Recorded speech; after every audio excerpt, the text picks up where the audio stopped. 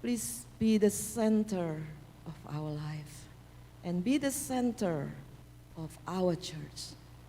And in a moment, if we will learn your word and we pray that your Holy Spirit will be upon us, anointing us so we can understand your word and to do your will. And we pray that your word will transform our life to be like you. In Jesus' name we pray. Amen. Please be seated. Silahkan saudara duduk. Firman Tuhan pada siang hari ini diambil dari kitab 1 Korintus 16 ayat 13 dan 14. The word of God today is taken from the book of Corinthians chapter 16 verses 13 and 14. Saya akan bacakan mulai dari ayat 13. Berjaga-jagalah, berdirilah dengan teguh dalam iman, bersikaplah sebagai laki-laki dan tetap kuat. Lakukanlah segala pekerjaanmu dalam kasih. Di abad 18 ada seorang pelukis yang terkenal berasal dari Netherlands, from the Netherlands. Namanya yaitu Vincent van Gogh. Saudara mungkin pasti pernah mendengar nama itu karena namanya itu populer sekali ya. Saudara, dia hidup di tahun 1853 sampai 1890.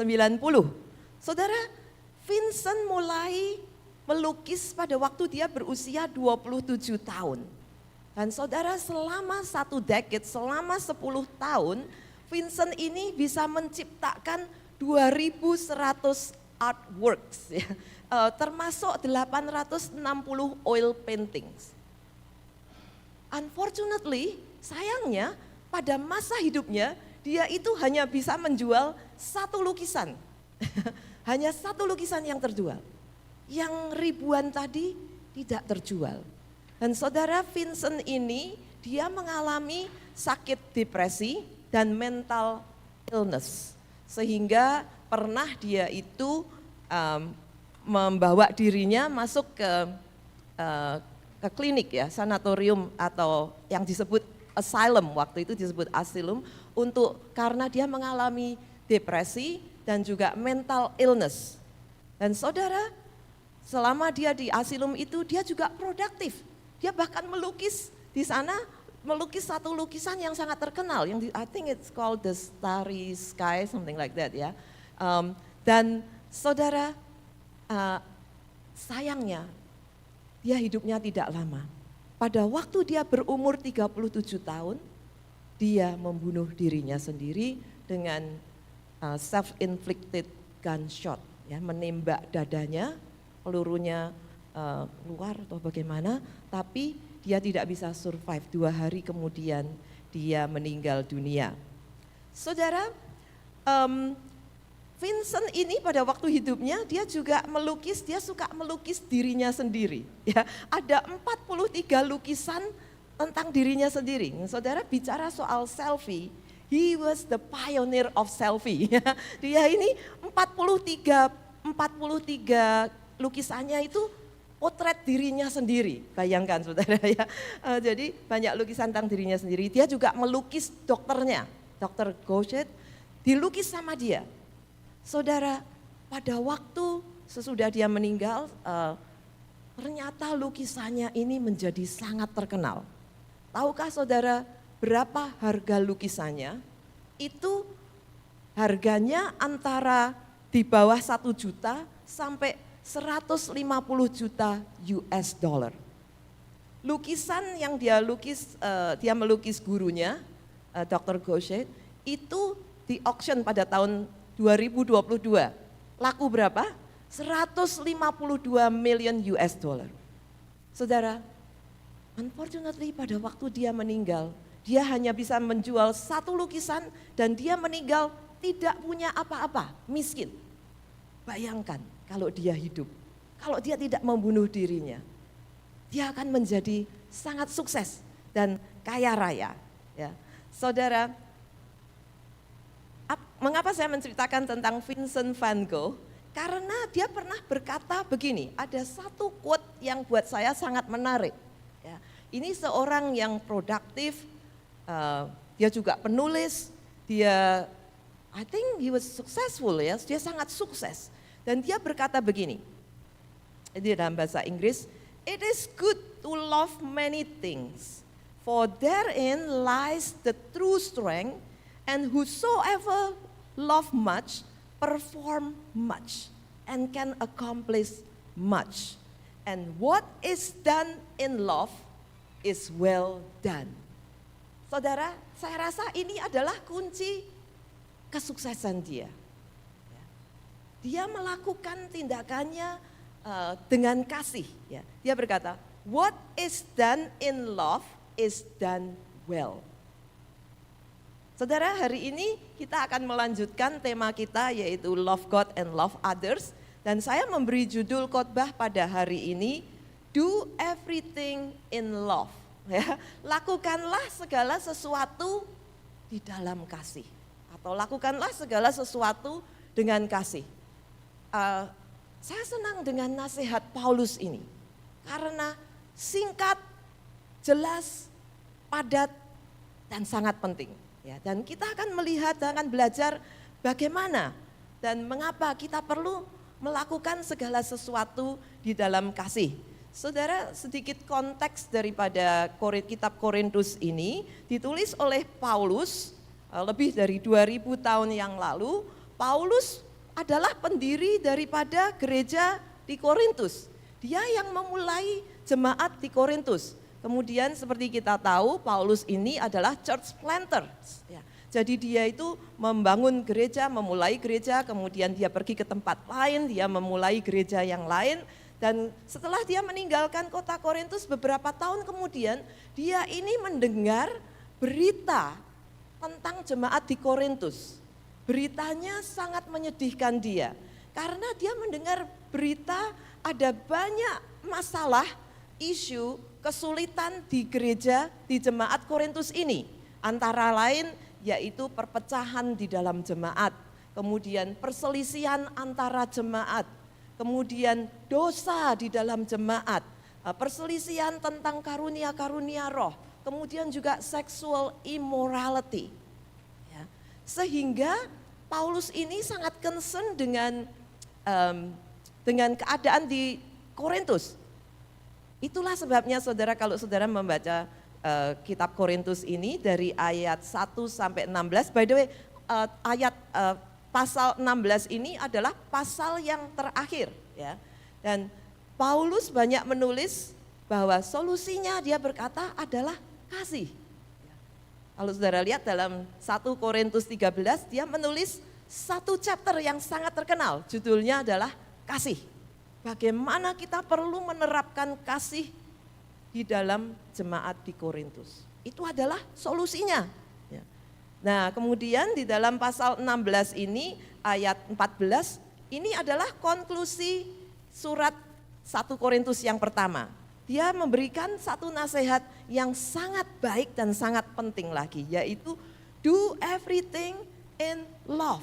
Lakukanlah dari ayat 13 ya yang tadi kita baca, berjaga-jagalah, berdirilah teguh dalam iman ya, karena iman jemaat di Korintus ini banyak tergoncang oleh karena berbagai masalah. Jadi dia memberikan berjaga-jaga, berdiri teguh dalam iman, bersikaplah sebagai laki-laki dan tetap kuat. Kemudian lakukanlah segala pekerjaanmu dalam kasih. Di dalam bahasa Inggris dikatakan demikian. Be on your guard. Stand firm in faith. Be courageous. Be strong. Do everything in love. Ya. Jadi itu konklusi Paulus ya.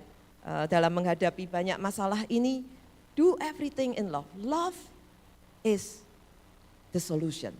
Ya. Saudara, saya mengambil judul khotbah hari ini, do everything in love. Lakukan segala sesuatu dalam kasih.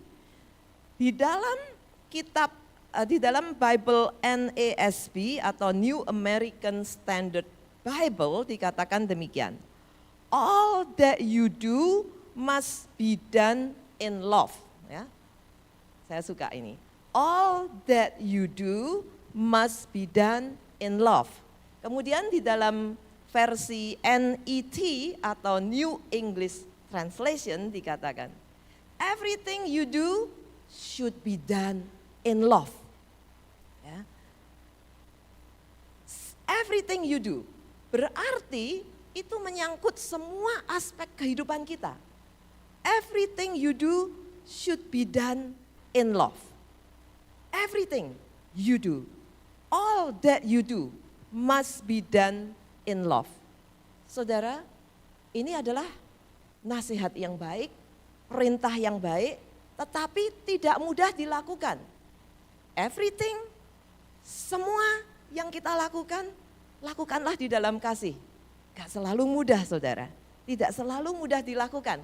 Karena seringkali kita melakukan sesuatu berdasarkan mungkin di dalam kemarahan, mungkin di dalam kebencian, mungkin di dalam kesedihan, di dalam selfishness, mementingkan diri sendiri. Tapi kita tidak selalu mungkin semua yang kita lakukan itu kita lakukan di dalam kasih. Ya. Oleh sebab itu kita perlu belajar. Oleh sebab itu this is not about being perfect. It's about striving to live with a heart full of love.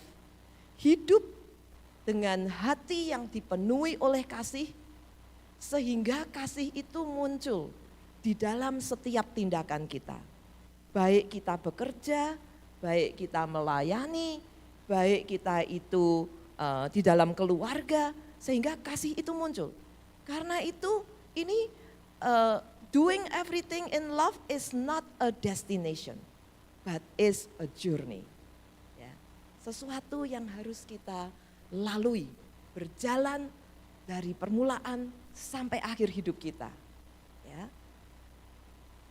It's not about perfection, tapi bagaimana kita bisa mengisi hati kita penuh dengan kasih, hidup kita, pikiran kita, hati kita penuh dengan kasih, sehingga kasih itu terpancar di dalam setiap tindakan kita. Ya, saudara, hari ini kita akan belajar bagaimana melakukan tindakan dan pekerjaan di dalam kasih. Yang pertama kita akan melihat mengapa kita perlu belajar untuk melakukan segala hal di dalam kasih. Mengapa itu penting? Mengapa kita perlu belajar? Yang pertama, karena Allah adalah kasih. Ya. Dan kasih adalah hal yang paling penting bagi Tuhan. Tahukah saudara bahwa kasih itu adalah hal yang paling penting bagi Tuhan? Bukan kekayaan, bukan pekerjaan kita, bukan accomplishment kita, tapi kasih. Dan itu adalah perintah Tuhan. Yang pertama itu adalah perintah Tuhan dan Allah adalah kasih. Ya, saudara, kalau tidak percaya, saudara bisa lihat perkataan Paulus di dalam 1 Korintus 13. Dia berkata, sekalipun aku berkata-kata, sekalipun aku bisa berkata-kata dengan semua bahasa manusia dan bahasa malaikat, tapi kalau aku tidak mempunyai kasih, aku ini seperti gong yang berkumandang dan canang yang bergerincing. Sekalipun aku ini memiliki karunia untuk bernubuat, untuk mengetahui segala rahasia, memiliki iman yang sempurna, tapi tidak berguna. Lalu dia berkata lagi, sekalipun aku ini membagi-bagikan segala sesuatu yang ada padaku dan bahkan memberikan tubuhku untuk dibakar, kalau aku tidak memiliki kasih, itu tidak berguna. Wow, bayangkan saudara, kepandaian berbicara tidak ada gunanya kalau tidak ada kasih. Kemudian karunia, semua karunia, mungkin kita diberi karunia bermacam-macam, mungkin kita pandai bermain musik, mungkin kita bisa bernubuat, mungkin kita punya iman yang bisa memindahkan gunung. Tapi kalau itu tanpa kasih, itu hanya hubungan yang vertikal saja kepada Tuhan. Ya. Tidak berfaedah, tidak berguna katanya.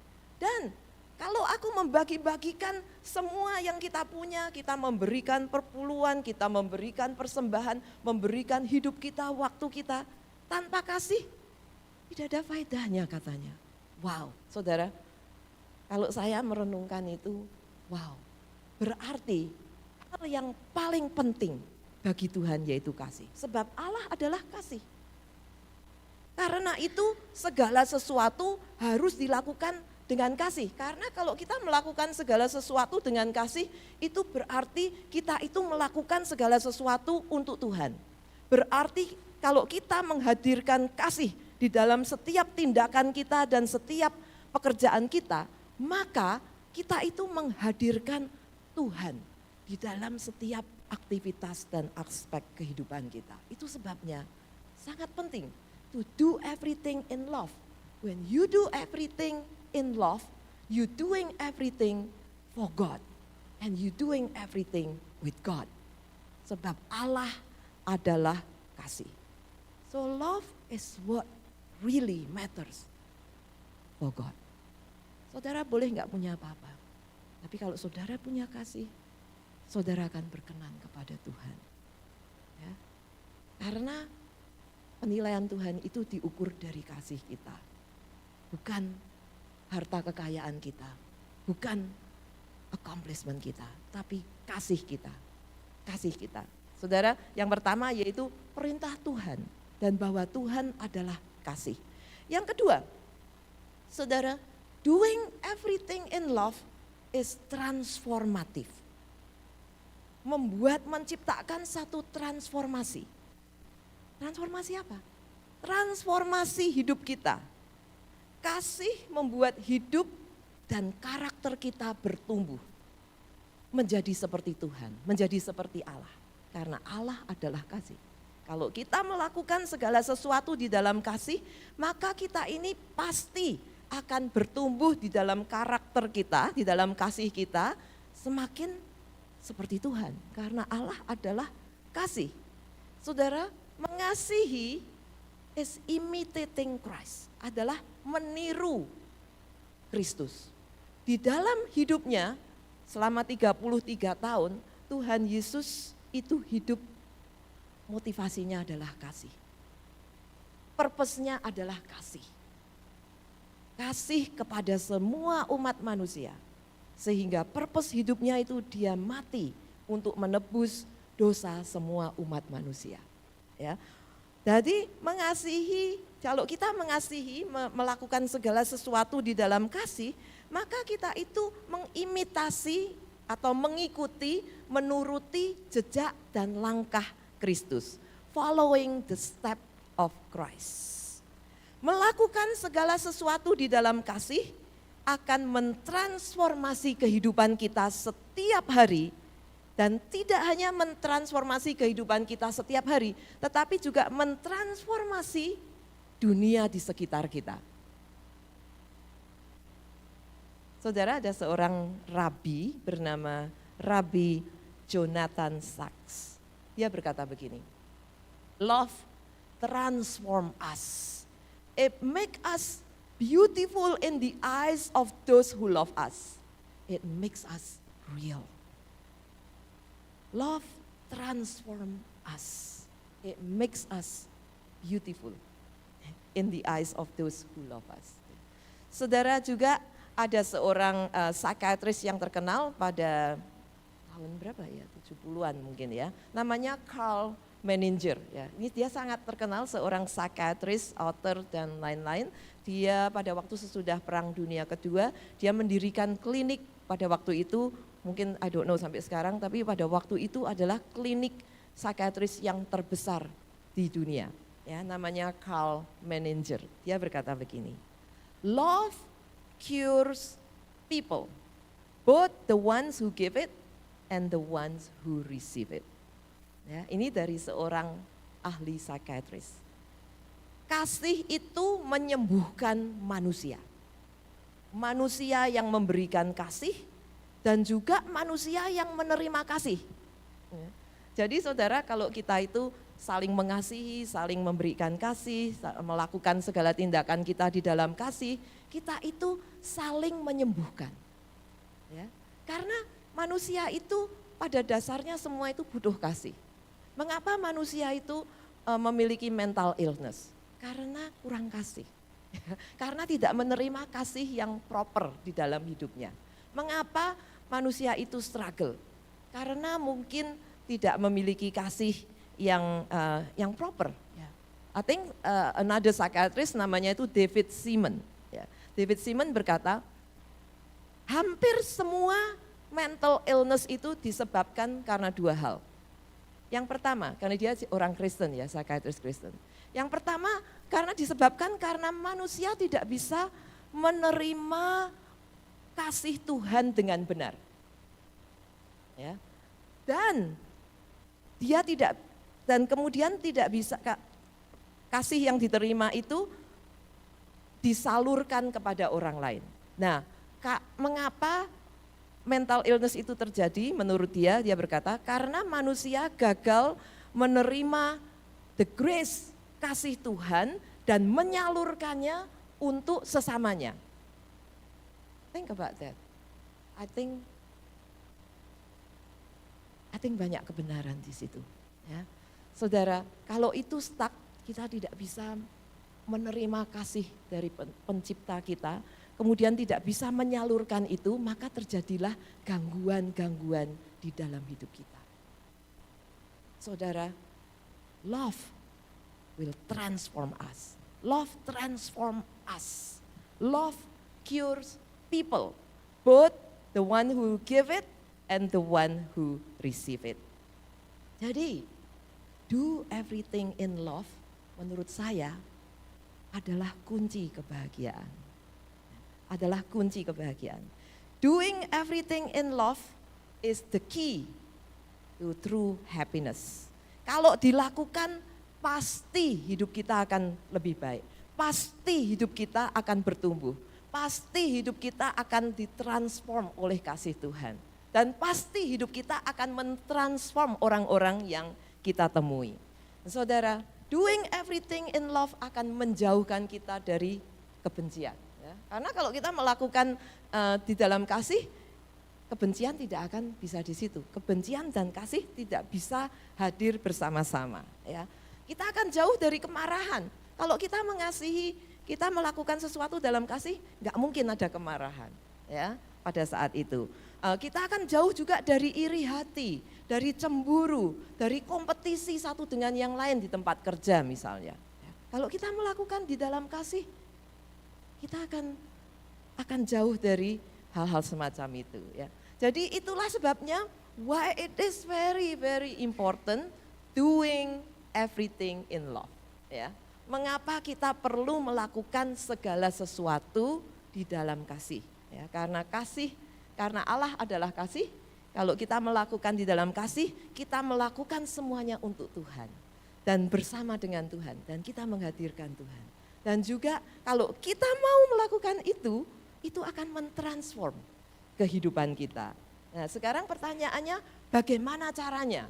Saya tadi katakan bahwa doing everything in love is not a destination but a journey. Sesuatu yang harus kita bina setiap hari, kita lakukan setiap hari, kita praktekkan setiap hari. Ya. How to do everything in love secara praktikal. It is a journey, not a destination.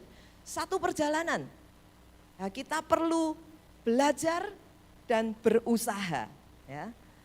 Jadi kita lihat tadi ayatnya, berjaga-jagalah, berdiri teguh, sebab di dalam hidup kita ini akan mengalami banyak kesulitan, kita akan mengalami banyak tantangan, kita akan mengalami banyak pencobaan. Jemaat di Korintus mengalami banyak pencobaan dan tantangan. Perpecahan, perselisihan, jatuh ke dalam dosa, jadi menghadapi banyak tantangan. Bagaimana? Yang pertama, saya berikan nasihat yang praktikal. Number one, choose to do everything in love. Nomor satu yaitu decision. Buatlah keputusan, buatlah deliberate choice, make a deliberate choice, intentional choice untuk memilih melakukan semuanya, belajar untuk melakukan segala sesuatu di dalam kasih. Kita perlu memutuskan jauh-jauh hari, ya, maksudnya sebelum, karena kalau kita tidak mengambil keputusan, maka pada waktu kita menghadapi sesuatu, kita akan bingung, ya. We will argue with our feeling, we will argue dengan logika kita. Tapi kalau kita mengambil keputusan, this is good for me, this will transform me. Aku memilih untuk melakukan segala sesuatu di dalam kasih.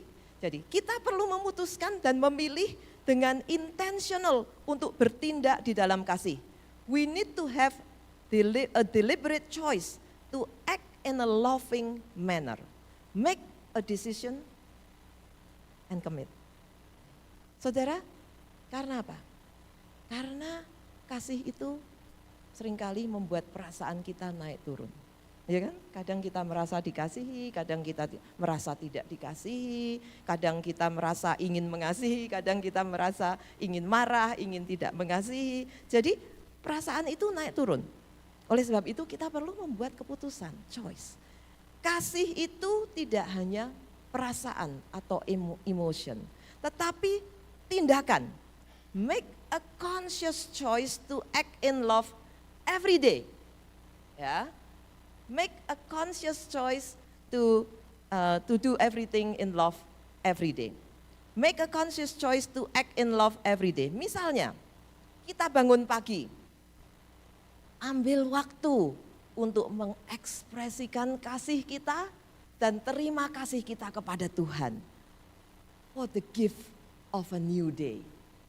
Ya, kita bisa melakukan itu. Kita bangun, terima kasih Tuhan untuk kasih-Mu hari ini, memberikan hari yang baru. Ya, karena hidup itu adalah anugerah Tuhan. Ya. Saudara, kelihatannya setiap hari kita pasti bangun pagi, but itu adalah anugerah Tuhan. Ya. Kalau Tuhan memutuskan untuk memanggil kita, Dia bisa memanggil kita anytime He wants to. Ya. Kemudian kita bangun, berdoalah untuk orang-orang yang kita kasihi. Bisa kita lakukan setiap hari, ya. Berdoalah untuk orang-orang yang kita kasihi. Lalu apa? Mungkin saudara menyiapkan makanan, ya. Menyiapkan makanan, do it with love and care and consideration. Ya. Apalagi mungkin saudara melakukan household chores, melakukan kegiatan rutin. Lakukan itu dengan hati yang penuh kasih dan sukacita. Lalu saudara mungkin berangkat bekerja. Saudara bisa mengekspresikan kasih dan terima kasih kita kepada Tuhan. Karena diberi pekerjaan, kesehatan untuk bisa bekerja setiap hari. Contoh yang praktikal. Saudara, semuanya itu dimulai dari hati dan pikiran kita. Oleh sebab itu kita perlu berjaga-jaga, mempersiapkan hati dan pikiran kita. Karena itu permulaannya adalah dari pikiran kita. So make a decision and then think in love. Mulai berpikir dalam kasih.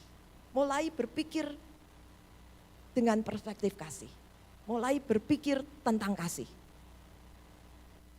Saudara, ini terjadi maybe a couple weeks ago ya.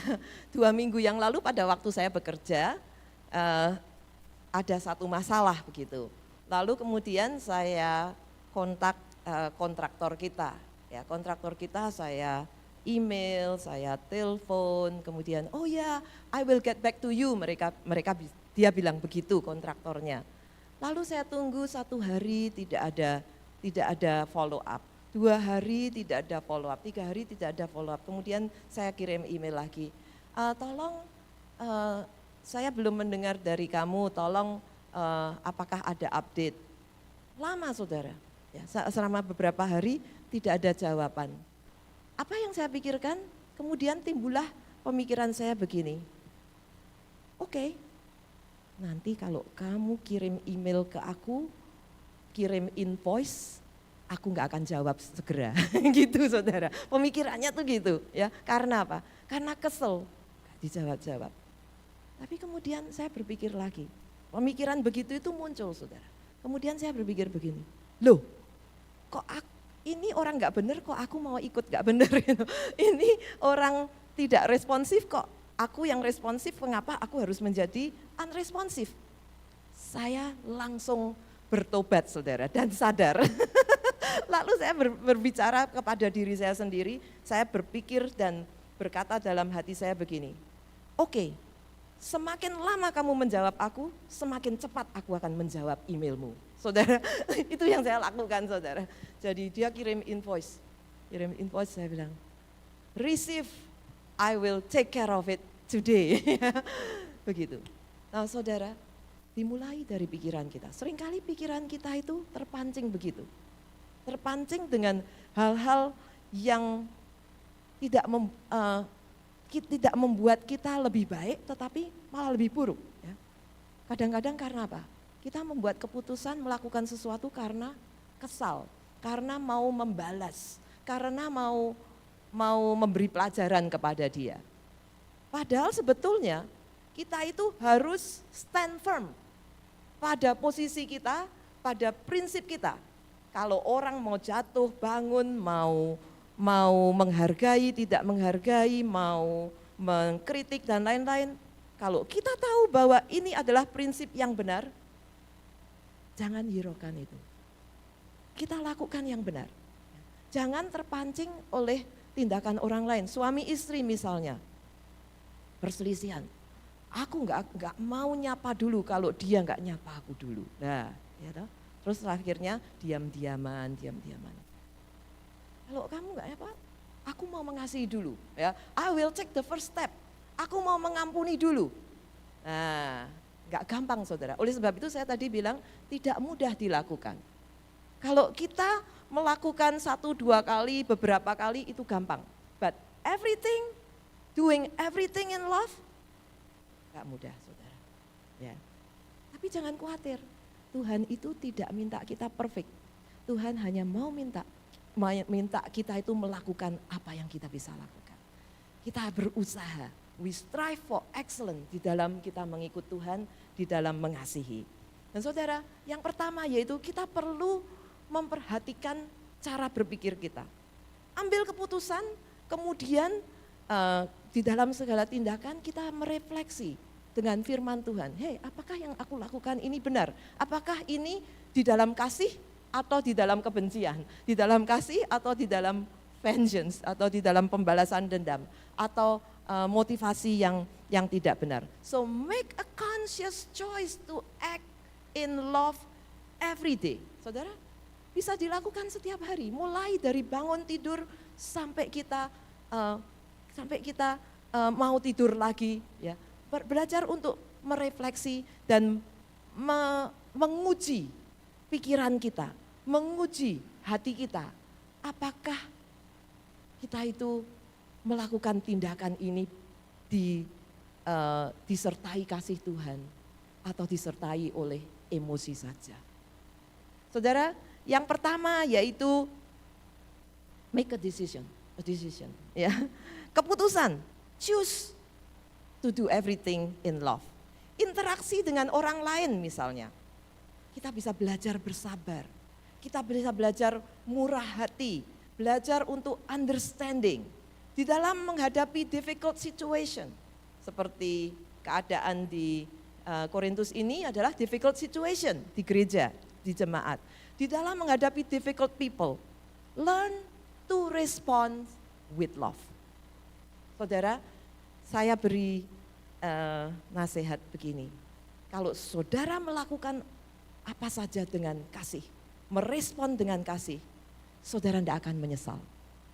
Dan saudara akan learn to respond with love is always the right thing to do.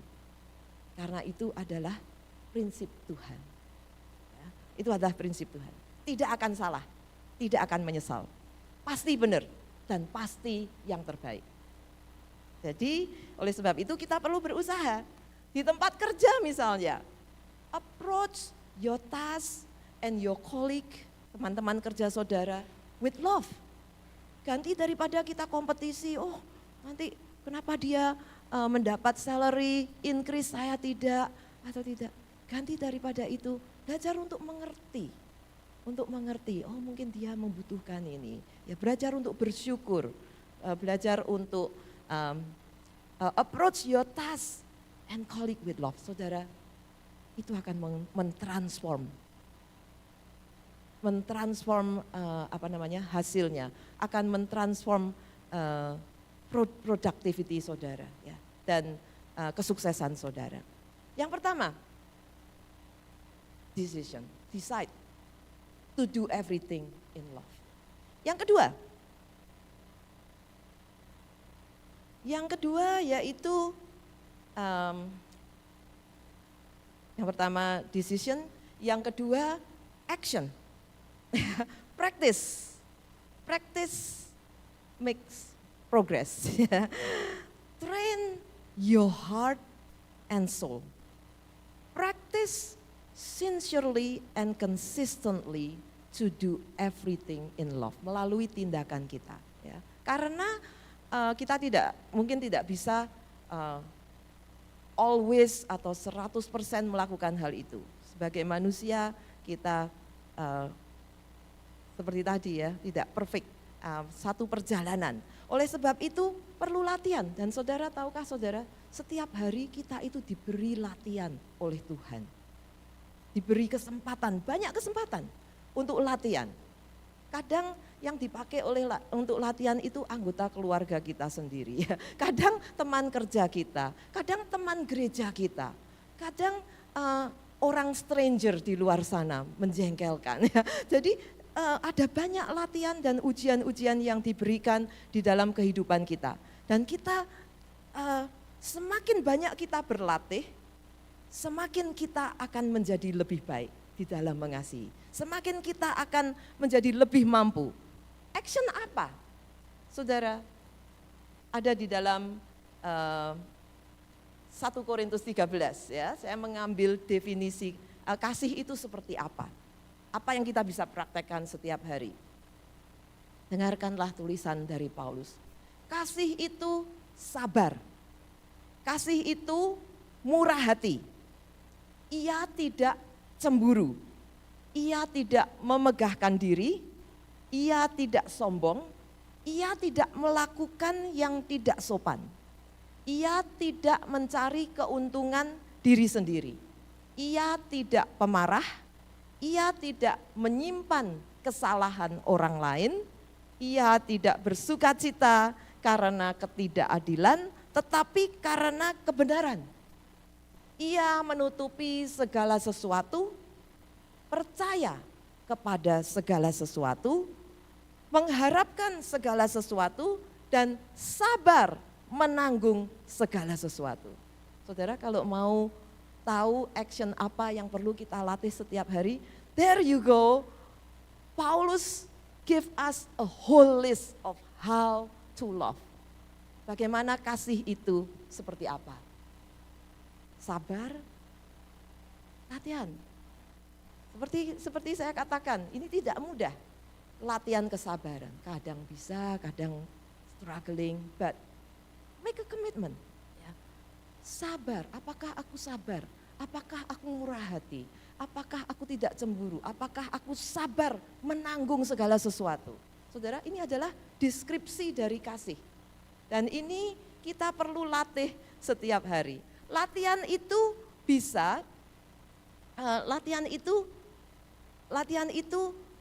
kalau kita menghadapi tantangan. Kalau tidak ada tantangan, tidak bisa latihan, saudara. Ya, kalau semuanya baik, semuanya mulus, gak perlu latihan.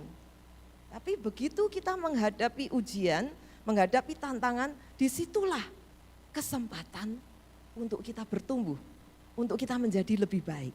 Ya. Saudara, misalnya di dalam menghadapi situasi yang sulit, bagaimana kita merespon dengan kasih. Ya. Misalnya saya pernah mendengar teman saya itu dia upset sekali, dia sakit hati sekali saudara. Karena diputusin oleh pacarnya melalui text message.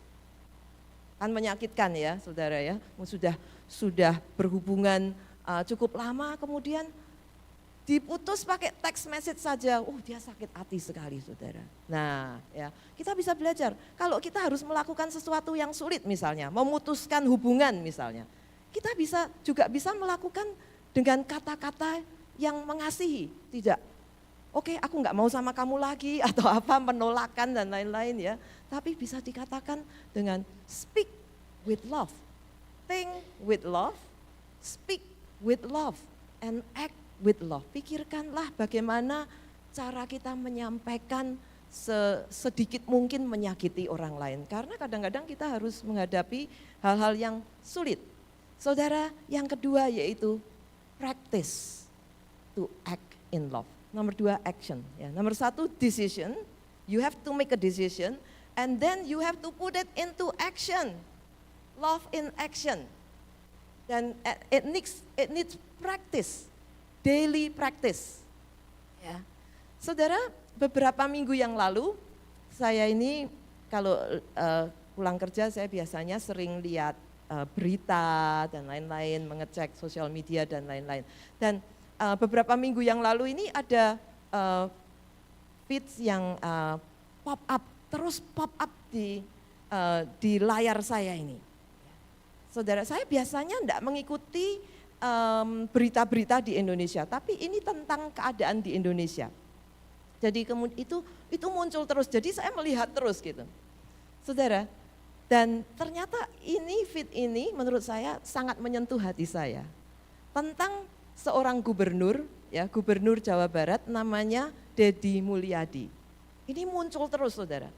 Dan menurut berita itu, namanya itu Deddy Mulyadi tapi dia itu orang Sunda. Jadi dipanggilnya Kang Deddy Mulyadi atau dikenalnya KDM singkatannya ya. Nah, menurut berita ini, dia ini adalah gubernur yang paling berhasil di Indonesia. Dan gubernur yang paling dicintai oleh rakyat di Indonesia. Ya, saya enggak tahu, mungkin teman-teman lain yang mengikuti berita lebih tahu ya. Tapi ini berita yang saya dapat, dia ini seorang yang luar biasa. Dulunya menjadi Bupati Purwakarta, kemudian sejak tahun ini, bulan Februari, dia menjadi gubernur Jawa Barat. Dia ini berasal dari keluarga yang sangat miskin, anak yang ke-9 dari 9 bersaudara, ya, miskin sekali. Ya. Dan sekarang dia menjadi orang yang nomor 1 paling berkuasa di seluruh Jawa Barat. Jawa Barat itu paling banyak penduduknya ya dibanding dengan provinsi-provinsi yang lain. Ada sekitar 50 atau 54 juta orang di sana. Saudara, yang menarik dari pemimpin ini yaitu style leadership-nya. Leadership-nya itu dia itu inklusif, dia suka bersama dengan rakyat, humanistic and transformative. Itu leadership style-nya ya. Cara kerjanya belusuan, saudara. Saudara tahu belusuan itu bahasa Indonesianya apa? Dia suka masuk di tempat-tempat masyarakat, desa-desa yang dimana penduduknya itu sangat menderita dan sangat miskin. Dan di situ apa yang dia lakukan? Dia bicara dengan rakyat, dia tidak hanya bicara, setiap hari di kantongnya dia itu membawa uang 30 juta, sometimes 50 juta ya. Setiap hari dia bawa kantong, bawa uang itu 30 juta. Kemudian dia mengadakan perjalanan, dia lewat, dia matanya akan melihat.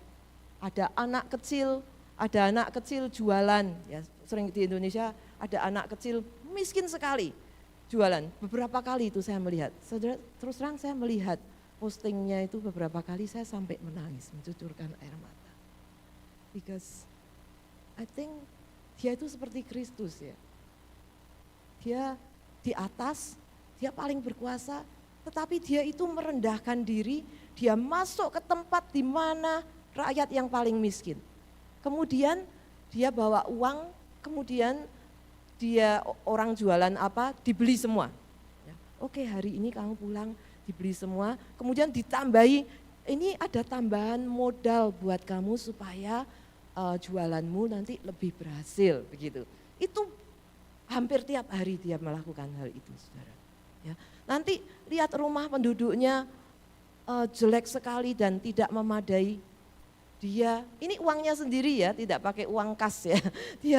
Dia pakai uangnya sendiri, dia berikan uang kepada masyarakat yang sangat miskin dan sangat menderita. Saudara, itu KDM ya, Deddy Mulyadi. Dia mempunyai YouTube channel dengan 8,3 million followers. Itu sebabnya dia menjadi gubernur yang paling populer di Indonesia dan paling dicintai. Kemana-mana dia pergi ada lautan manusia ya, dikatakan di dalam berita itu bahwa dia itu lebih terkenal daripada presidennya katanya ya. Saya tidak tahu, mungkin yang lain banyak lebih tahu. Ya, saudara, itulah Deddy Mulyadi. Apa yang memotivasi dia? Dia bilang, dia mengasihi rakyat yang miskin. Dia mengasihi rakyat yang miskin. Tahukah saudara julukannya apa? Bapak Aing. Aing itu apa? Aing itu bahasa Sunda, artinya saya. Ya. Jadi orang-orang itu kalau manggil dia, Bapak Aing, Bapak saya, semuanya itu mau menjadi anak-anaknya dia karena dia adalah pemimpin yang baik dan sangat mengasihi dan caring kepada masyarakat. Ya. Saudara, dia melakukan kebaikan seperti itu, banyak orang yang nggak senang, saudara. Diancam mau dibunuh, dikritik. Oh, dia dapat uang banyak itu karena apa? Karena sosial medianya. Ya. Karena dia punya 8,3 million followers, jadi dia penghasilannya itu banyak dan dia bagikan itu untuk orang-orang yang membutuhkan. Dikritik mau dibunuh, dia berkata, saya tidak takut mau dibunuh, saya tidak takut mati untuk memuliakan Tuhan. Itu jawabannya, saudara. Saya rela. Kalau saya mau melakukan, saya mencintai rakyat dan dia mau melakukan itu. Dibunuh tidak apa-apa, saya tidak takut dengan kehidupan saya. Itu Deddy Mulyadi. Saudara, praktis, dia melakukan tiap hari ini, tindakan kasih. Saudara, kita tidak harus seperti dia dan kita tidak bisa seperti dia karena hanya ada satu orang yang seperti dia. But we can practice. Setiap hari dengan setiap kejadian dan setiap orang yang Tuhan izinkan untuk kita temui, let's practice untuk memperlakukan mereka dengan kasih, dengan respect, dengan kindness, dengan kesabaran, dan juga kita mempraktekkan untuk merespons dengan kasih. Ya. Latihan, perlu latihan setiap hari. Commitment, decision, action. Yang terakhir, we need to make decision, we need to have action, practice every day. Yang ketiga yaitu dedication. Kita perlu melakukan berulang-ulang kali. We need to repeat untuk komitmen untuk terus melakukan itu sehingga kita menjadi semakin bertumbuh dan semakin bertumbuh. Saudara, dedication, lakukan itu berulang-ulang. Ya. Practice makes progress. Ya. Practice akan membuat kita lebih baik dari hari-hari sebelumnya. Saya percaya kalau kita lakukan semuanya ini, saudara, this is the key to happiness. Baik di dalam keluarga, di dalam kehidupan kita, di dalam melayani, kunci kebahagiaan yaitu lakukanlah itu di dalam kasih. Saya sering dengar Mariani itu, ya Mariani kan tiap minggu itu masak buat kita ya. Terus persekutuan kemarin masak bawa makanan banyak ya. Saya bilang, Mariani kenapa makanannya begitu banyak? Dia bilang, Bu Jini, saya ini senang sekali kalau masak dan lalu melihat orang-orang menikmati masakan saya dan senang dengan masakan saya itu senang sekali. Saudara sekalian, itu Mariani. Saya belajar dari dia.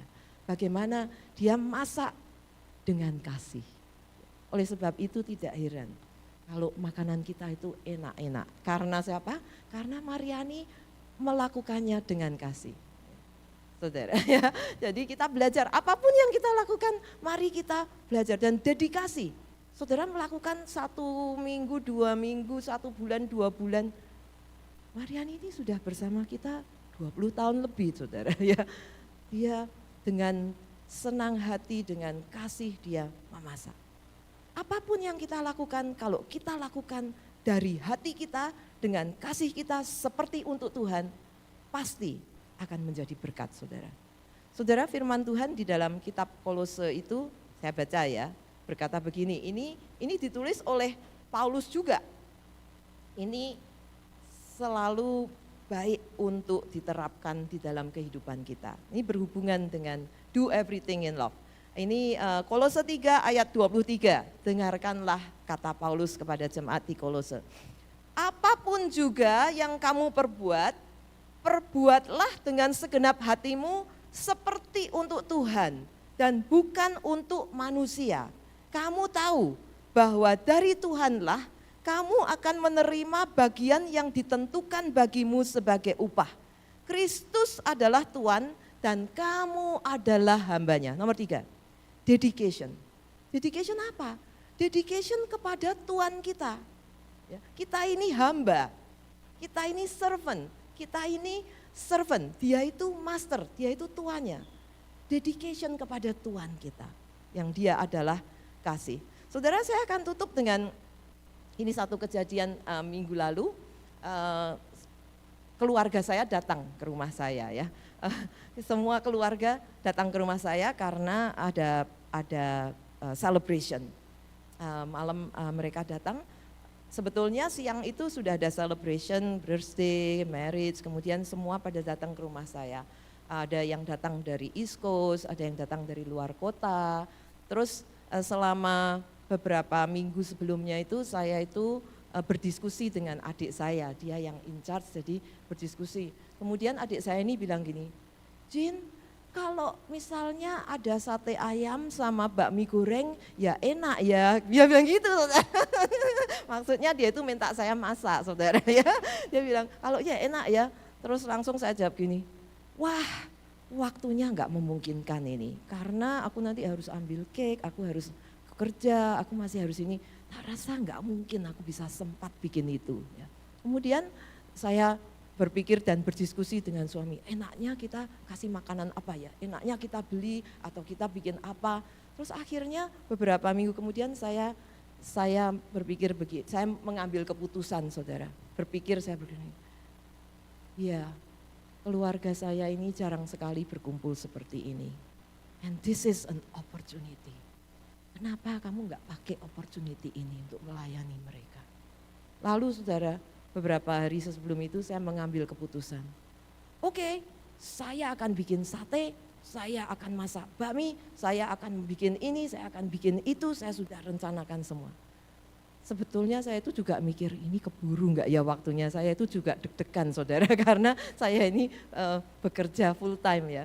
Lalu kemudian nggak apa-apa, pokoknya terserah jadinya berapa, sebisanya aja, nanti kalau kurang kita beli apa. Lalu benar saudara, saya committed, saya belanja, saya beli, saya sehari sebelumnya saya sudah siapkan semua, saya bikin jadi saudara, hampir 200 tusuk. Dalam semalam. Saudara tahu, saya capeknya setengah mati saudara. Saya tuh capek sekali saudara. Tapi ya dengan senang hati saya berpikir ini kesempatan aku melayani keluargaku. Ini kesempatan aku maksudnya mereka begitu ingin karena itu berkali-kali sate ayam sama bakmi itu muncul berkali-kali. Jadi saya memutuskan untuk masak itu. Kemudian kita persekutuan ya, malam itu hari Sabtu yang lalu, bukan Sabtu ini, Sabtu yang lalu, persekutuan mereka semua datang, saudara. Wow, mereka begitu senang, kita sharing, saya terus terang tubuh saya capek. Tapi pada waktu mereka pulang jam 11.30 itu, saya nggak bisa tidur, saudara. Why? Because my spirit was so lifted up. Ya. Ternyata saya ini yang paling senang, saudara. Ternyata badan saya capek, tapi spirit saya itu begitu, begitu menyala-nyala, saudara. Saya ingat kata-kata Paulus di dalam Roma 12 ayat 11 itu. Janganlah hendaknya kerajinanmu kendor, tetapi hendaklah rohmu menyala-nyala dan layanilah dia. Ternyata kalau kita melakukannya dari hati kita dan melakukannya untuk Tuhan, wow, siapa yang paling diberkati? Yang mau merespon, yang mau melakukan. The one that's willing to do everything in love. And I think kata-kata Vincent van Gogh itu benar, saudara. What is done in love is done well. Oleh sebab itu, if we want to do a well done job, kita mau melakukan untuk Tuhan, make a decision. Do it in action. And then dedicate yourself to the King of Kings, to our Master. Sebab dia itu adalah Tuhan kita. Dan kita mau mengasihi bukan karena kita baik, bukan karena kita mampu. Tetapi karena Tuhan sudah mengasihi kita terlebih dahulu. Amin. Oleh sebab itu, saudara, ini kunci kebahagiaan. Believe me, if you do it, you will be happy. You will be successful in God's eyes. Ya. Do everything in love.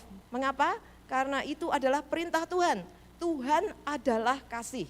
Dan itu akan mentransform hidup kita. Bagaimana caranya?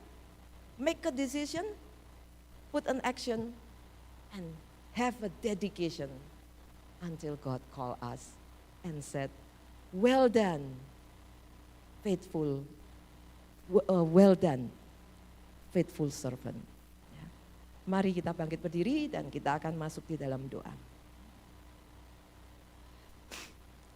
Terima kasih Tuhan untuk firman yang ditulis oleh Paulus, firman yang singkat tetapi sangat penting ya Tuhan. Karena itu adalah kunci kehidupan, karena itu adalah kunci kebahagiaan. To do everything in love. Tolonglah kami ya Tuhan supaya Tuhan boleh memampukan, Tuhan boleh mentransformasi cara berpikir kami, tindakan kami, cara kami berbicara, cara kami memperlakukan satu dengan yang lain. Tolonglah kami supaya kita bisa berespon dan melakukan seperti Tuhan telah memberi teladan kepada kami. Supaya kami bisa melakukan semuanya di dalam kasih. Demi untuk Tuhan dan demi untuk kemuliaan Tuhan. Di dalam nama Tuhan Yesus kami berdoa. Amin. Silakan.